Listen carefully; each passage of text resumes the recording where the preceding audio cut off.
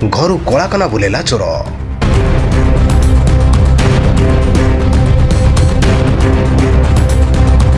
ସାବଧାନ, ରାଜନଗରରେ ମାତିଛନ୍ତି ଡକାୟତି ଗ୍ୟାଙ୍ଗ। ଘରେ ପଡ଼ିଲେ ତାଲା, ଚୋର ଆଖି ହେଉଛି ମେଲା। ପ୍ରତ୍ୟେକ ସମୟରେ ଆପଣଙ୍କର ଗତିବିଧି ଲକ୍ଷ୍ୟ ରଖୁଛି ଚୋର ଗ୍ୟାଙ୍ଗ। ଆଖି ପିଛୁଳାକେ ଲୁଟି ନେଉଛନ୍ତି ସୁନା ରୂପା ଟଙ୍କା। ଘର ଝରକା କବାଟ ତାଡ଼ି ଭିତରକୁ କରୁଛନ୍ତି ଏଣ୍ଟ୍ରି। 5 ମିନିଟ୍ ଭିତରେ ଘରୁ ବୁଲାଉଛନ୍ତି କଳାକନା। ଏମିତି ଏକ ଘଟଣା ରାଜନଗର ଅଞ୍ଚଳରେ ଗତ 5 ତାରିଖ ଘଟିଛି।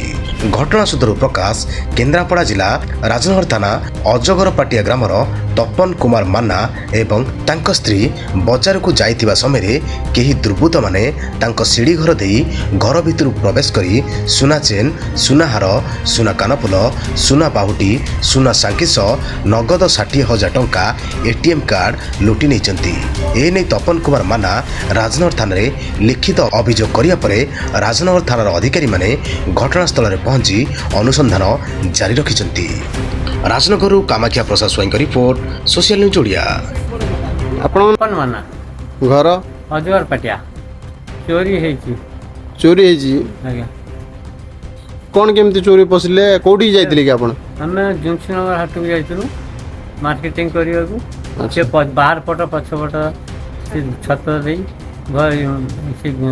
ସେଠି କବାଟ ଦେଇକି ସେପଟେ ପଶି ବାକ୍ସ ଗଡ଼େଜ ଫେଡେଜ ତାଡ଼ିକି ସୁନା ଅଳଙ୍କାର, ATM କାର୍ଡ଼, ତାପରେ ପିନ୍ ଥିଲା, ଅଲଗା ସବୁ ନେଇଯାଇଛି। ଟଙ୍କା 60,000 ସବୁ ନେଇଯାଇଛନ୍ତି। ATM ରୁ ପଇସା ଉଠେଇଛନ୍ତି କି ସେମାନେ?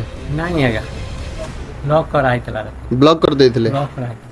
ତ ଆପଣ କେସ୍ କରିଥିଲେ? ହଁ ଆଜ୍ଞା। ତ ଥାନାରୁ କ'ଣ କହିଲେ? ଥାନା ବାଲା ଆସିଥିଲେ? ଥାନା ବାଲା ଆସିଥିଲେ। ଇନକ୍ୱାରି କରିଗଲେ? ହଁ, ଇନକ୍ୱାରି କରିଛନ୍ତି।